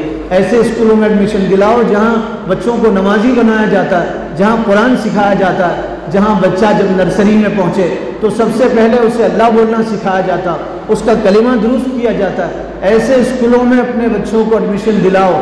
ماں باپ کی ذمہ داری ہے بچوں کی تربیت کرنا، اسکول والوں کی ذمہ داری نہیں ہے، کالج والوں کی ذمہ داری نہیں ہے، اور ہاسٹل والوں کی ذمہ داری نہیں ہے، ماں باپ کی ذمہ داری ہے۔ اپنی اولاد کی تعلیم و تربیت کا صحیح انتظام کرنا ماں باپ کی ذمہ داری ہے، اسکول والوں کی ذمہ داری نہیں ہے۔ علماء نے لکھا ہے اتنا علم اپنے بچوں کو دین کا دینا جس میں حلال حرام کی تمیز ہو، اتنا علم ان کو دینا جس میں وہ اللہ رسول کو پہچانے اور اس پہ عمل کریں، یہ ماں باپ کی ذمہ داری ہے۔ اب بتاؤ ماں باپ کو یہ حلال حرام کا علم نہیں، ماں باپ ہی حلال حرام نہیں جانتے، اور بچوں کو حلال حرام کی کیا تعلیم دیں گے؟ اتنی تعلیم دینا جس میں اسلام کے ارکان بچوں کو معلوم ہو، فرائض بچوں کو معلوم ہو، حلال حرام کی تمیز معلوم ہو، ماں باپ پہ فرض ہے۔ پتہ ہی نہیں ہے ماں باپ کو، علم نہیں ہے ماں باپ کو، معلوم ہی نہیں ہے ماں باپ کو کہ ماں باپ یہ سمجھتے اچھے کپڑے پہنا دینا، اچھا کھانا کھلا دینا، اچھے گھر کا انتظام کر دینا، اچھی جگہ ٹیوشن لگا دینا، یہ ذمہ داری ہے۔ نہیں، ماں باپ کی ذمہ داری یہ ہے، پہلی ذمہ داری یہ ہے، بلکہ کھانا کھلانے سے بڑی ذمہ داری، کپڑے پہنانے سے بڑی ذمہ داری، بیمار ہو جائے تو اس کا علاج کرانے سے بڑی ذمہ داری، عید کے دن نئے کپڑے پہنانے سے بڑی ذمہ داری یہ ہے اپنے بچوں کو حلال حرام کی تمیز سکھائیں۔ یہ ماں باپ کی ذمہ داری، مسجد کے امام کی ذمہ داری نہیں ہے، مؤذن کی ذمہ داری نہیں ہے، محلے کے امام کی ذمہ داری نہیں ہے، معلم کی ذمہ داری نہیں ہے، یہ ماں باپ کی ذمہ داری ہے۔ پیدا کرنے والے ماں باپ کی ذمہ داری ہے، جن کے ذریعے سے بچہ دنیا میں آیا ان کی ذمہ داری، ماں کی ذمہ داری اہم ہے۔ اس میں ماں پہلا مدرسہ ہوتا ہے، ماں کی گود بچے کے لیے پہلا مدرسہ ہوتا ہے۔ ذمہ داری ہے اپنے بچوں کو اخلاق سکھائیں، تعلیم سکھائیں۔ اسکولوں کے چکر میں، مشہور اسکولوں کی چکر میں ماں باپ اپنے بچوں کا فیوچر تباہ کرتے ہیں، برانڈ کی چکر میں، نام کی چکر میں، مشہور ہے مدرسہ، اسکول مشہور ہے، اس کی چکر میں اپنے بچوں کا فیوچر تباہ کر ان کی آخرت برباد کر رہے ہیں۔ بچوں کو ایسے اسکولوں میں ایڈمیشن دلائیں جہاں دونوں تعلیم کا نظم ہو، دینی تعلیم کا بھی نظم ہو، عصری تعلیم کا بھی نظم ہو، جہاں بچوں کو اخلاق سکھائے جاتے ہیں۔ اگر آپ کا بچہ صرف انگلش پڑھ کے آتا ہے، آپ کا بچہ انگریزی پڑھ کے آتا ہے، آپ کا بچہ انگریزی کے 2 بول لیتا ہے، اور آپ کا بچہ میتھس میں اچھے نمبر لاتا ہے، فزکس اچھی پڑھ لیتا ہے، لیکن آپ کا بچہ نماز نہیں پڑھتا، تو آپ کا بچہ دنیا کا سب سے بڑا جاہل ہے۔ اس سے بڑا جاہل دنیا میں کوئی نہیں ہے، اس سے بڑا جاہل دنیا میں کوئی نہیں۔ حدیث میں حضور نے فرمایا، بخاری شریف کی حدیث ہے، فرمایا کل مولود یولد علی فطرت الاسلام، ہر بچہ فطرت اسلام پہ پیدا ہوتا ہے، ہر بچہ اسلام کی فطرت پہ پیدا ہوتا ہے۔ دنیا میں جو بھی بچہ پیدا ہوتا ہے، مجوسی کے گھر میں پیدا ہو جائے، پارسی کے گھر میں جنم لے لے، بت پرست کے گھر میں پیدا ہو جائے، آگ کی پرستش کرنے والے کے گھر میں پیدا ہو جائے، عیسائی کے گھر میں پیدا ہو جائے، یہودی کے گھر میں پیدا ہو جائے، کسی کے گھر میں بچہ پیدا ہو جائے تو وہ بچہ پہلے مسلمان ہوتا ہے۔ ہندو کے گھر میں بچہ پیدا ہونے والا وہ مسلمان پیدا ہوتا ہے۔ ہم نہیں کہہ رہے، اللہ نے کہا اپنے حبیب کے زبان سے، فرمایا کل مولود یولد علی فطرت الاسلام، ہر بچہ مسلمان پیدا ہوتا ہے، تم بعد میں اسے دھرم پریورتن کرو یا دھرم پریورتن کے نعرے لگاؤ، لیکن ہر بچہ پیدا ہونے والا یہ اسلام کی فطرت پہ پیدا ہوتا ہے۔ دنیا میں جو بھی بچہ جس گھر میں پیدا ہوتا ہے، جس دواخانے میں پیدا ہوتا ہے، جس نرسنگ ہوم میں پیدا ہوتا ہے، وہ اسلام پہ پیدا ہوتا ہے، وہ اللہ کو ایک ماننے والا ہوتا ہے، وہ رسول کی رسالت پہ اقرار کرنے والا ہوتا ہے۔ ہر بچہ مسلمان پیدا ہوتا ہے، بعد میں جیسے گھر کا ماحول ہوتا ہے ویسے بن جاتا ہے۔ اس کے ماں باپ اسے یہودی بناتے ہیں، اس کے ماں باپ اسے عیسائی بناتے ہیں، اس کے ماں باپ اسے پارسی بناتے ہیں، اس کے ماں باپ اسے مجوسی بناتے ہیں، اس کے ماں باپ اسے ہندو بناتے ہیں، ماں باپ بناتے ہیں، ماحول سے بنتا ہے۔ لیکن ہر بچہ فطرت اسلام پہ پیدا ہوتا ہے۔ جب بچہ فطرت اسلام پہ پیدا ہوتا ہے تو ماں باپ کی ذمہ داری ہے، مسلمان ماں باپ کی ذمہ داری بچے کو فطرت اسلام پہ باقی رکھیں، اسے اسلام سکھائیں۔ اس کی گھٹی میں اسلام ہے، اللہ تعالیٰ نے اس کی گھٹی میں اسلام رکھا ہے، تو بچہ جیسے جیسے بڑا ہو جائے اسے اسلام سکھاؤ، تربیت کرو۔ حدیث میں سرکار نے فرمایا 7 سال کا ہو جائے تو بچے کو نماز کی تعلیم دو، ترغیب دو، بچے سے کہو نماز پڑھو، ترغیب دو نماز کی، اسے نماز کو ساتھ لے کے آؤ، نماز میں ساتھ لے کے آؤ۔ 7 سال کا جب بچہ ہو جائے نماز کی ترغیب دو، 3 سال تک ترغیب دو، 3 سال تک۔ جب بچہ 10 سال کا ہو جائے تو نماز نہ پڑھے اسے مارو، حدیث میں ہے سرکار نے فرمایا جب 10 سال کا ہو جائے تو مارو۔ 3 سال تک اسے ترغیب دینا ہے، 3 سال تک اسے مسجد میں لانا ہے، 3 سال تک اسے نماز کا عادی بنانا ہے۔ اگر اس کے باوجود وہ نماز کا عادی نہ بنے تو 3 سال کے بعد جب وہ 10 سال کا ہو جائے تو اس کا بدن مار کھانے کے قابل ہو جاتا ہے اور مار برداشت کر لیتا ہے، تو سرکار نے فرمایا اسے مارو۔ 10 سال کا ہو گیا نماز چھوڑے اسے مارو، اسے تنبیہ کرو، اسے ڈانٹو، نماز نہیں پڑھنے پہ اس کی سرزنش کرو، نماز نہیں پڑھنے پہ اس کے بدن پہ کوڑے مارو، نماز نہیں پڑھے اس کے بدن پہ مارو، اسے مارو تاکہ ڈر سے وہ نماز پڑھے۔ فرمایا جب بچہ 10 سال کا ہو جائے تو اس کا بستر الگ کرو، اسے بچوں کے ساتھ مت سلاؤ، اسے بہن کے ساتھ مت سلاؤ، اسے ماں باپ کے ساتھ مت سلاؤ۔ اب وہ بڑا ہو گیا ہے، اب وہ بچوں کے ساتھ سوئے گا، غلط عادتیں اس کی زندگی میں آئیں گی، ماں باپ کے ساتھ سوئے گا، غلط چیزیں دیکھے گا، اب وہ شعور میں آ گیا ہے، اب اس کے بدن میں حس آ گئی ہے، تو 10 سال کا ہو جائے تو اس کا بستر الگ کرو، اسے الگ سلاؤ، اس کی نگرانی کرو، ہر چیز کی نگرانی کرو۔ وہ گھر آئے تو دیکھو وہ کیا لے کے آیا ہے، وہ گھر سے جا رہا ہے تو دیکھو وہ کیا لے کے جا رہا ہے، وہ کس کے ساتھ اٹھتا ہے، وہ کس کے ساتھ بیٹھتا ہے، وہ کس کے ساتھ رہتا ہے، وہ کس کے ساتھ بات کرتا ہے۔ ماں باپ کی ذمہ داری ہے، اس کی کاپی چیک کرو، اس کی نوٹ بک چیک کرو، اس کا بستہ چیک کرو، اس کے اساتذہ سے بات کرو، اس کے اسکول کے انتظامیہ سے بات کرو، اس کے ٹیچر سے بات کرو، اس کے پرنسپل سے بات کرو کہ میرے بچے میں کچھ تبدیلی آئی نہیں آئی۔ ماں باپ کی ذمہ داری ہے۔ بچپن میں بچے کی تربیت ہوگی تو بڑے ہونے تک وہ تربیت یافتہ رہے گا، موت تک اس کی عادت صحیح ہوگی۔ اور اگر بچپن میں بچے کی تربیت نہیں ہوگی تو بڑے ہونے کے بعد اس کی تربیت کا کوئی امکان نہیں، اور بڑے ہونے کے بعد وہ سدھر نہیں سکتا۔ بچپن کی مثال نرم مٹی کی طرح ہے، جس طرح چاہے اسے بنا دو، اس کا پتلا بنا دو، اس کی گاڑی بنا دو، اس کی دیوار بنا دو، اس کا مجسمہ بنا دو، اس کا درخت بنا دو، جو چاہے بنا سکتے ہیں۔ لیکن اگر مٹی سخت ہو جائے تو آپ اس سے کچھ نہیں بنا سکتے۔ بچپن کی مثال مٹی کی ہے، نرم مٹی کی، آپ جیسے چاہے اسے موڑ سکتے ہیں اور جیسے چاہے اسے بنا سکتے ہیں۔ تو فرمایا بچپن میں بچے کی تربیت کرے۔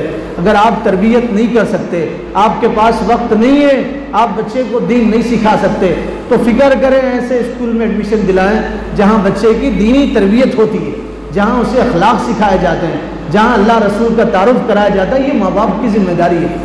تربیت 2 قسم کی ہے، تربیت 2 قسم کی ہے، ایک جسمانی تربیت اور ایک روحانی تربیت، باطنی تربیت۔ ایک ظاہری تربیت اور ایک باطنی تربیت۔ ایک وہ تربیت ہے جو ظاہر میں نظر آتی ہے، دیکھی جا سکتی ہے، اور ایک تربیت جو اندر ہوتی ہے، دیکھی نہیں جا سکتی۔ 2 قسم کی تربیت ہے، ظاہری تربیت اور باطنی تربیت۔ دونوں تربیت ماں باپ کی ذمہ داری ہے، ظاہری تربیت بھی اور باطنی تربیت بھی۔ دنیا کا کوئی معلم آپ کے بچے کو نہیں سدھار سکتا اگر ماں باپ بچے کو نہیں سدھاریں گے۔ ماں باپ میں تڑپ نہیں ہوگی، فکر نہیں ہوگی، دنیا کا کوئی استاد آپ کے بچے کو صحیح راستے پہ نہیں ڈال سکتا، ماں باپ ڈال سکتے ہیں۔ ماں باپ کی ذمہ داری ہے۔ بچے کے ہاتھ میں موبائل دے کے مطمئن ہے کہ ہمارا بچہ ہمارا نام روشن کرے گا۔ آپ کا بچہ نام روشن نہیں کرے گا، آپ کا بچہ آپ کا دشمن بنے گا، آپ کا بچہ آپ کے خلاف ہوگا، آپ کا بچہ آپ کو دشمن سمجھے گا۔ آپ کا بچہ آپ سے لڑے گا، ماں باپ کے خلاف آواز اٹھائے گا، کورٹ میں کیس کرے گا، ماں باپ کو کورٹ میں گھسیٹے گا، اور ایسے واقعات دیکھنے سننے کو مل رہے ہیں۔ بچے ماں باپ کو چپل اٹھاتے ہیں اور جوتا اٹھا کے ماں باپ کو مار رہے ہیں، اور جوتا اٹھانے کی بات تو دور کی ہوگی۔ 3 دن پہلے ایک ایسا واقعہ ہوا، 3 دن پہلے یو پی میں واقعہ ہوا، 16 سال کے بچے نے اپنے باپ کا مرڈر کیا۔ 16 سال کا بچہ، کیا عمر ہوتی ہے؟ نابالغ بچہ ہوتا ہے حکومت کی نظر میں۔ 16 سال کیا عمر ہوتی ہے؟ 16 سال کے بچے نے اپنے باپ کو ٹھکانے لگا دیا اور باپ کا قتل کیا۔ روزانہ ایسے واقعات دیکھنے اور سننے اور پڑھنے کو مل رہے ہیں جن سے پورے بدن میں راشا طاری ہوتا ہے۔ مسلمان کی ذمہ داری ہے۔ ایک 11 سال کے بچے نے اپنی ماں کا گلا کاٹ دیا تھا، ماں سو گئی تھی، 11 سال کا بچہ، 11 سال کیا عمر ہوتا ہے؟ 5th 6th کا بچہ، 11 سال کے بچے نے اپنی ماں کا گلا کاٹ دیا، 11 سال کا بچہ۔ ہندوستان میں ایک رپورٹ پیش کی گئی، ہندوستان کی رپورٹ، حکومتی رپورٹ ہے، 50% بچے 15 سال کی عمر تک نشے کے عادی بن رہے ہیں۔ 15 سال کی عمر تک بچے، 50% بچے نشے کے عادی ہو رہے ہیں، اور ڈرگز کا نشہ، شراب کا نشہ، کوکین کا نشہ، انجیکشن کا نشہ، اس سے بھیانک نشہ یہ موبائل کا نشہ ہے۔ ایک صاحب نے ریسرچ کیا، ڈرگز کے نشے سے زیادہ خطرناک نشہ بچوں کے لیے موبائل کا نشہ ہے۔ اس نشے کے عادی ہو کے گھر تباہ ہو رہے ہیں، بچوں کا فیوچر تباہ ہو رہا، ان کا مستقبل تباہ ہو رہا۔ ماں باپ کو فکر ہی نہیں ہے، اسکول میں ایڈمیشن کر کے مطمئن ہے کہ ہمارا بچہ اب ڈگری لے کے آئے گا۔ آپ کا بچہ دنیا کی ڈگری لے نہ لے، لیکن آپ کا بچہ آپ کی بدنامی کی ڈگری لے کے آئے گا، آپ کا بچہ آپ کی بے عزتی کی ڈگری لے کے آئے گا، آپ کا بچہ بداخلاقی کی ڈگری لے کے آئے گا، آپ کا بچہ نافرمانی کی ڈگری لے کے آئے گا، آپ کا بچہ آپ کا قاتل بن کے آئے گا، اس کی ڈگری لے کے آئے گا۔ ماں باپ کی ذمہ داری، لمحے لمحے اپنے بچوں کی فکر کرے۔ ماحول اس قدر خراب ہو گیا ہے، 6 سال کے بچے ہوشیار ہو گئے، 6 سال کے بچے، 6-7 سال کے بچے ہوشیار ہو گئے۔ ایک یو پی میں ایک مدرسے میں 6th کلاس کے مدرسے میں 6th کلاس کے اسکول کا سروے ہوا، 6th کلاس میں بچے تھے، 32 بچے، 32 کے 32 بچے غلط چیزوں میں پڑے ہوئے تھے۔ 6th کا بچے کیا عمر ہوتی ہے ان کی؟ بچیوں کی کلاس کمن کلاس تھی، کو ایجوکیشن تھا، دونوں ساتھ مل کے پڑھ رہے تھے۔ 6ٹھی کے بچے اور بچیاں دونوں پکڑے گئے، 32 بچے بچیاں دونوں کے تعلقات، ناجائز تعلقات، موبائل کی وجہ سے، انٹرنیٹ کی وجہ سے، گوگل کی وجہ سے، یوٹیوب کی وجہ سے، انسٹاگرام کی وجہ سے، اور پتہ نہیں کیا کیا، اس کی وجہ سے بچوں کے اخلاق بگڑ رہے ہیں۔ ماں باپ کی پہلے سے زیادہ ذمہ داری ہے، اپنے بچوں کی نگرانی کریں، ان کو ایسے اسکول میں ایڈمیشن دلائیں جہاں اخلاق کی تعلیم ہو، مورل ایجوکیشن ان کی زندگی میں داخل کیا جاتا ہے، صرف نصاب میں نہ ہو، بیان میں نہ ہو، بورڈ پہ نہ ہو۔ مورل ایجوکیشن ان کو مورل ایجوکیشن ان کی زندگی میں داخل کیا جاتا ہے، مورل ایجوکیشن کی تعلیم دی جاتی ہے، ان کو انسان بنایا جاتا ہے۔ ایسے اسکولوں میں ایڈمیشن دلائیے جہاں ان کو مسلمان بنایا جاتا ہے۔ تو تربیت 2 قسم کی ہے، ایک تربیت ظاہری تربیت یہ ہے کہ بچے کو اچھی چیزیں کھلاؤ، طاقتور بناؤ، اسے بند چیزیں مت کھلاؤ، کولڈ ڈرنکس مت پلاؤ، چائنیز مت کھلاؤ، فاسٹ فوڈ مت کھلاؤ، اسے اچھی طاقت کی چیزیں کھلاؤ جس سے بچہ طاقتور ہو۔ ماں باپ کی ذمہ داری ہے، اچھی چیزیں کھلاؤ جس سے وہ طاقتور بنے۔ المؤمن القوی اولی من المؤمن الضعیف، حضور نے فرمایا طاقتور مومن کمزور مومن سے بہتر ہے۔ خدا نہ کرے آپ کے بچے پہ حالات آ جائیں، لوگ آپ کے بچے کو گھیر لیں، تو بچے کو تعلیم دو اور یہ بولو بیٹے ہم اپنی زبان سے اللہ کے علاوہ دوسرے کا نعرہ نہیں لگائیں گے، میں کر تو سکتا ہوں، میں مر تو سکتا ہوں، اکیلا نہیں مروں گا، دوسروں کو مار کے مروں گا، میں اپنا دفاع کروں گا، میں مظلوم نہیں بنوں گا، مظلوم کی موت نہیں ہوگی، میری شہادت کی موت ہوگی، مرتے مرتے اپنی زبان سے کلمہ نکالوں گا اور اللہ اس کے رسول کا نام لے کے مروں گا۔ آپ میرا اشارہ سمجھیے، ماں بلوچی کے نام پہ کتنے بچوں کو مارا گیا۔ ایک بچہ حافظ بچہ رمضان میں تراویح سنا کے جا رہا تھا، 18-19 سال کی اس کی عمر تھی، ٹرین میں سب غیر لوگ تھے، اس بچے سے کچھ بحث ہوگی اور پورے لوگ مل کے اس بچے کو ٹرین کے ڈبے میں مار دی، مرنے کے بعد بھی اس کو لاتوں سے کچلا گیا۔ فرمایا طاقتور مومن بہتر ہے، بچوں کو سکھلاؤ، آنکھوں میں آنکھیں ڈال کے بات کریں، یا تو ہم مجاہد بنیں گے یا تو ہم غازی بنیں گے، یا تو ہم شہید ہوں گے یا تو ہم غازی بنیں گے۔ یہ بچپن سے بچوں کو تربیت دینا ہے، بچوں کو بچپن سے تربیت دینا ہے۔ محمد فاتح جس نے ترکی کو فتح کیا، محمد فاتح جس نے ترکی کو فتح کیا، ترکی کے استنبول کو فتح کیا۔ ترکی کے استنبول ایک ایسا شہر ہے دنیا کا، پورے ورلڈ کا استنبول ایک ایسا شہر ہے، اگر پوری دنیا کا کوئی کیپٹل بن سکتا ہے تو وہ استنبول بن سکتا ہے۔ استنبول اصل میں اسلامبول تھا وہ، تو اس کا نام بدل کے لوگ استنبول کر دیے۔ پہلے زمانے میں اس کو قسطنطنیہ کہا جاتا تھا۔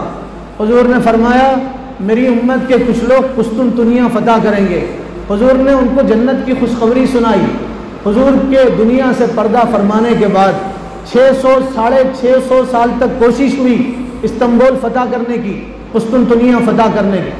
صحابہ نے کوشش کیا، صحابہ کے بعد تابعین نے کوشش کی، تبع تابعین نے کوشش کی۔ کتنے صحابہ شہید ہوئے؟ رسول اللہ کے میزبان حضرت ابو ایوب انصاری شہید ہوئے، ان کے بھائی شہید ہوئے، ام حرام بنت ملحان شہید ہوئی اسی کوشش میں کہ قسطنطنیہ فتح ہو۔ حضور نے قسطنطنیہ فتح کرنے والوں کے لیے جنت کی خوشخبری سنائی۔ صحابہ آئے، تبع تابعین آئے، اس کے بعد اور لوگ آئے، قسطنطنیہ فتح نہیں ہوا۔ 19 سال کے نوجوان سے اللہ تعالیٰ نے قسطنطنیہ کو فتح کیا۔ محمد بن فاتح اس کا نام تھا، محمد بن فاتح عثمانیہ خلافت کا بادشاہ بنا۔ 19 سال 20 سال کی عمر تھی اس کی۔ ماں اس کو جھولا جھلاتی تھی اور یوں کہتی تھی بیٹے تو بڑا ہوگا کوئی کارنامہ انجام نہیں دے گا، لیکن میری آنکھیں دیکھ رہی ہے اور میرا دل کہہ رہا تو قسطنطنیہ کو فتح کرے گا، قسطنطنیہ کی دیوار کو فتح کرے گا، اس کے قلعے کو فتح کرے گا، تو قسطنطنیہ کا فاتح بنے گا۔ بچپن سے ماں بچے کو سکھلا رہی ہے، لوری دے رہی ہے، جھولا جھلا رہی ہے اور یوں کہہ رہی بیٹے تو قسطنطنیہ کو فتح کرے گا، تو قسطنطنیہ کا فاتح بنے گا۔ جب بچہ بڑا ہوا تو ماں تیر تلوار ہاتھ میں دے کے دیتی تھی اور یوں کہتی تھی بیٹے تو ضرور قسطنطنیہ کو فتح کرے گا۔ جب بچہ بولنے کے قابل ہوا تو بچے سے یوں کہتی تھی بیٹے بولو تم قسطنطنیہ کو فتح کرو گے، تو بچہ بولتا تھا اماں میں قسطنطنیہ کو فتح کروں گا۔ بچپن سے بچے کی تربیت ہوئی۔ 19-20 سال کا تھا محمد بن فاتح۔ 19-20 سال عمر کیا ہوتی ہے؟ ہاتھ سے بیٹ نہیں چھوٹتا، کھیل نہیں چھوٹتے اس کی زندگی سے، اس کی ٹافی نہیں چھوٹتی، اس کا چاکلیٹ نہیں چھوٹتا، اس کا آئس کریم نہیں چھوٹتا۔ 19-20 سال شوق کا زمانہ ہوتا ہے، اچھے کپڑے پہن کے نوجوان خوش ہوتے ہیں 19-20 سال کی عمر میں، اچھی گاڑی لے کے بائک لے کے خوش ہوتے ہیں، اچھا شوز پہن کے خوش ہو جاتے ہیں۔ 19-20 سال کا نوجوان جب اس کے باپ کا انتقال ہوا اور جب وہ بادشاہ بنا تو اس نے کہا مجھے قسطنطنیہ فتح کرنا ہے۔ لوگوں نے کہا 650 سال کوشش ہوئی قسطنطنیہ فتح نہیں ہوا، تم سے قسطنطنیہ کیسے فتح ہوگا؟ کہا نہیں میں قسطنطنیہ کو اللہ کی مدد سے فتح کروں گا۔ 19-20 سال کے نوجوان نے قسطنطنیہ کو فتح کیا، جہاں صلیب کے نشان تھے، جہاں کئی ہزار سال سے صلیب کا جھنڈا لہراتا تھا۔ اسلامی حکومتیں کوششیں کرتی رہے گی صلیب کا جھنڈا اترے اور ہلالی جھنڈا، ہلالی پرچم وہاں لہرایا جائے، کوشش ناکام رہی۔ 19-20 سال کے نوجوان نے صلیبی جھنڈے کو ذلیل کیا اور ہلالی جھنڈے کو لہرایا اور قسطنطنیہ کو فتح کیا۔ اور قسطنطنیہ کی مسجد جس کو آیا صوفیہ کی مسجد کہا جاتا ہے، ہم گئے تھے وہاں جا کے کیفیت بدل جاتی ہے، آدمی دل بدل جاتا ہے، حوصلے بلند ہو جاتے ہیں، آرزویں لمبی ہو جاتی ہیں۔ 20 سال کا نوجوان جب قسطنطنیہ فتح کر سکتا ہے تو ہمارا 22 سال کا نوجوان کیا کچھ نہیں کر سکتا؟ مسلمان نوجوان کیا کچھ نہیں کر سکتا؟ مسلم بچے اور نوجوان یہ تو قوم کے معمار ہیں اور قوم کا مستقبل ہوتے ہیں۔ آیا صوفیہ چرچ تھا، چرچ کئی ہزار سال سے وہ چرچ تھا، صلیب کے نشان لگے ہوئے تھے، وہاں عیسائی آتے تھے، دنیا بھر کے عیسائی، کرسچن آتے تھے، پوری دنیا بھر کے عیسائی اس چرچ کو قدر کی نگاہ سے دیکھتے تھے، وہاں عبادت کرتے تھے، پوری دنیا کے عیسائی آتے تھے۔ محمد بن فاتح نے جب قسطنطنیہ کو فتح کیا تو چرچ میں داخل ہوئے۔ محمد بن فاتح صلیب کے نشان کو نکالا، اذان خود دیا آیا صوفیہ کی مسجد میں، آیا صوفیہ میں اذان اس نے خود دیا، نماز خود پڑھائی آیا صوفیہ میں، پہلی نماز تھی۔ اذان کی آواز گونجی تو اسلام رونے لگا، مسلمانوں کی آنکھوں میں آنسو آ گئے۔ پہلی مرتبہ اذان ہوئی کئی ہزار سال کے بعد، پہلی نماز ہوئی آیا صوفیہ مسجد میں۔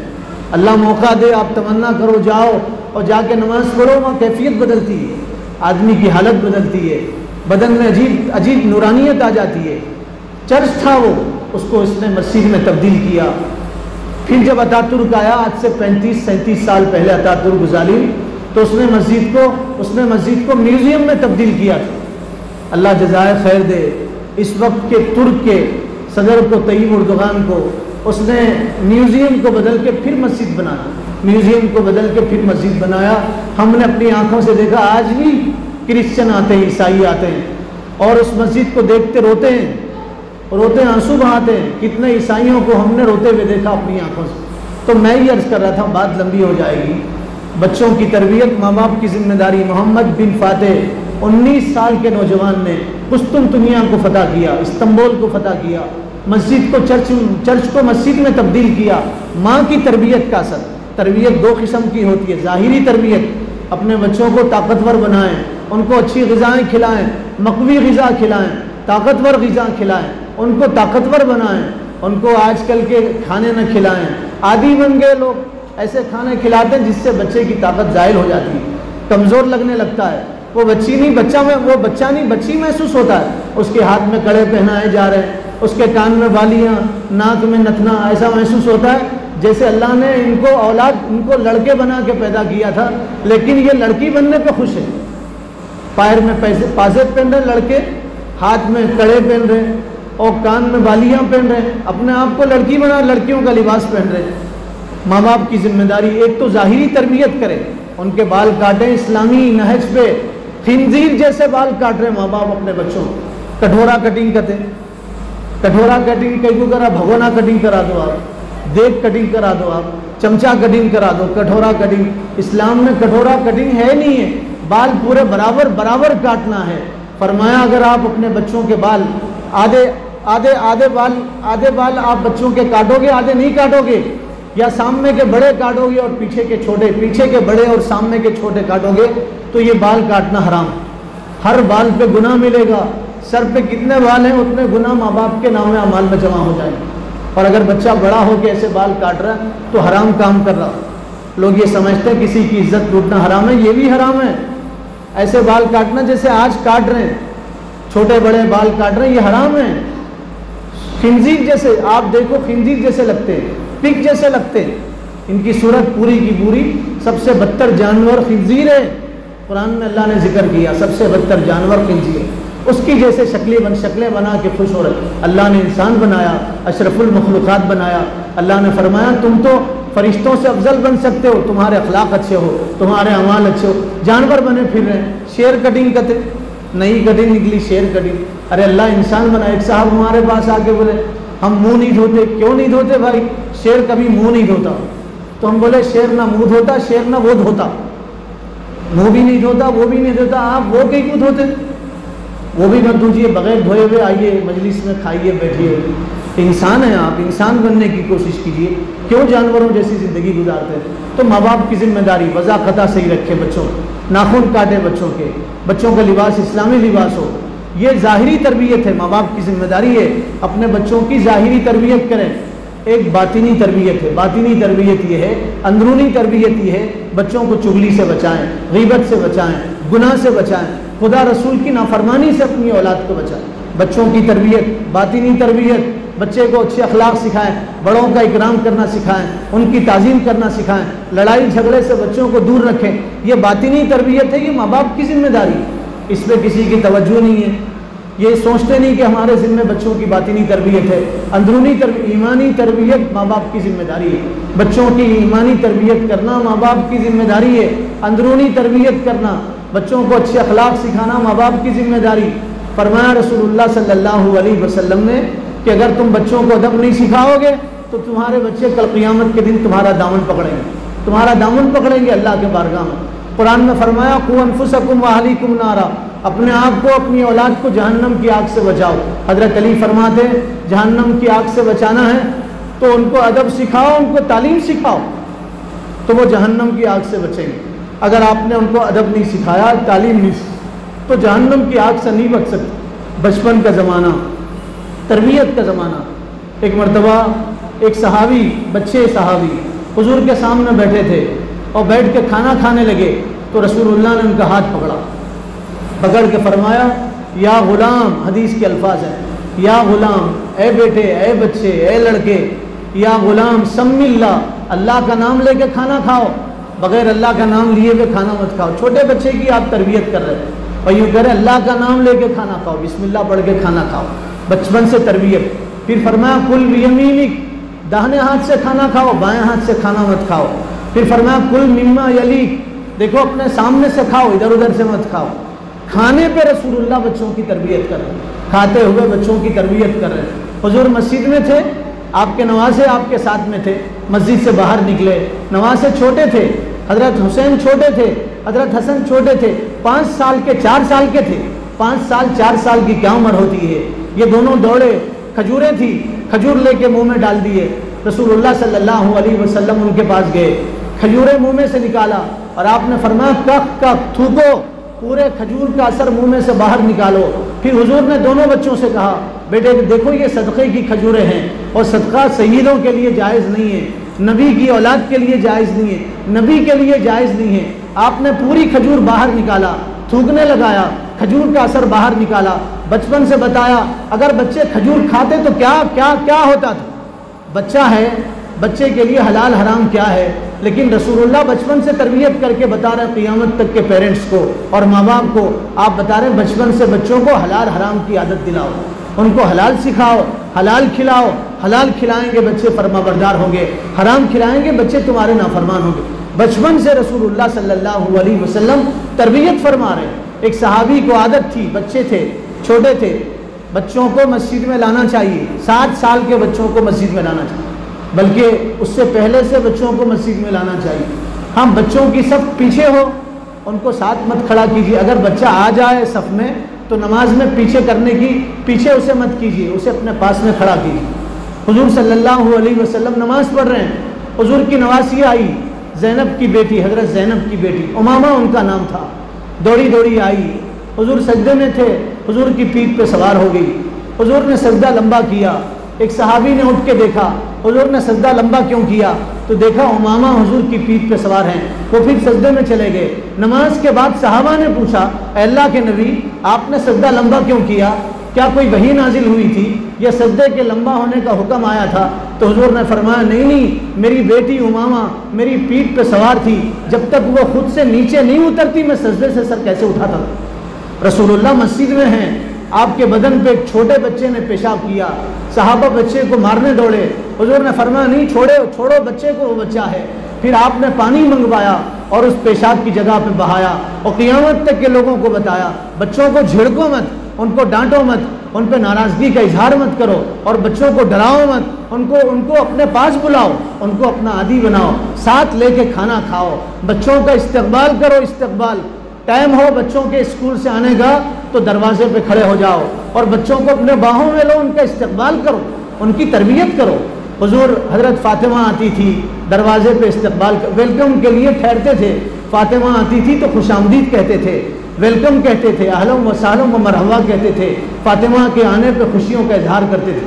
یہ تربیت ہے، باطنی تربیت ہے۔ اپنے بچوں کی تربیت کریں۔ اسکول شروع ہو گئے ہیں، آپ خوب سوچئے، غور و فکر کیجئے، جہاں علماء پڑھاتے ہیں، جہاں دینی تعلیم ہوتی ہے، برانڈ کی چکر میں آپ مت جائیے، لیبل کی چکر میں مت جائیے، بلکہ ایسے اسکولوں کو تلاش کیجئے جہاں دینی تعلیم کا نظام، جہاں بچوں کو اخلاق سکھائے جاتے ہیں، ان اسکولوں میں اپنے بچوں کو ایڈمیشن دلائیے۔ اور آج کے مصروف وقت میں کچھ وقت اپنے بچوں کو ضرور دیجیے، رات میں کچھ وقت اپنے بچوں کو ضرور دیجیے، ورنہ آپ کے بچے